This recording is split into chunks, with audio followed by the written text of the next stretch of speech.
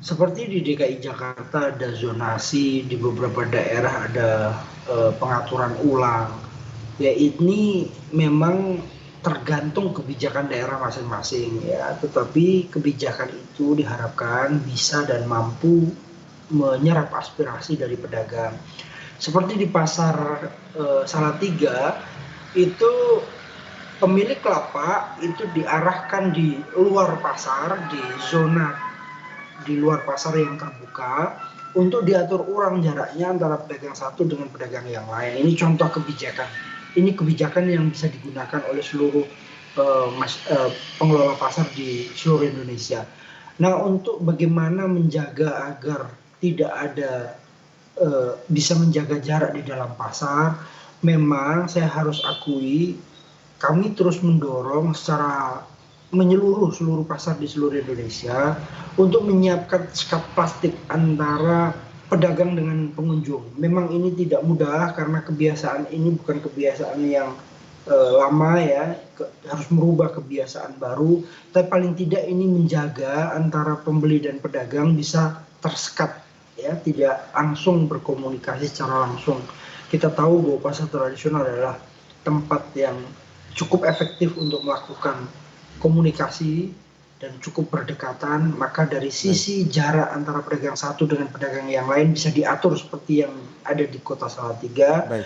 Antara pedagang dalam pedagang, jika memang tidak bisa diatur jaraknya antara pedagang dengan pedagang, maka sekat plastik antara pengunjung dengan pembeli itu juga harus dijaga menggunakan sekat-sekat yang bisa digunakan. Baik, bagaimana dengan kebijakan ganjil genap di pasar tradisional yang selama ini sudah dijalankan menurut Anda? Apakah ini cukup efektif atau sebenarnya masih belum cukup ini untuk mengendalikan penyebaran COVID di pasar tradisional? Ya, ini kebijakan yang dari awal kami minta untuk dievaluasi. Kenapa? Kebijakan ganjil genap itu kebijakan yang justru menurut kami punya potensi penyebaran yang cukup tinggi. Saya contohkan, harusnya ada 10 pedagang yang berdagang, ada 10 pembeli yang membeli, artinya satu orang terdistribusi ke satu pedagang. Karena ada 10 pedagang, ada 10 pembeli. Tapi karena ada ganjil genap, ya maka yang 10 jadi 5. Padahal jumlah pengunjungnya sama, 10. Artinya 10 orang itu harus terdistribusi ke 5 pedagang. Nah, kalau pengunjungnya 100 atau 500, maka hanya terdistribusi di 5 pedagang itu saja. Maka ini kebijakan yang kami minta untuk dievaluasi. Dan sekarang saya bersyukur sekarang sudah dievaluasi. Nah, tinggal bagaimana sesungguhnya mengatur agar di dalam pasar itu tidak ramai ya.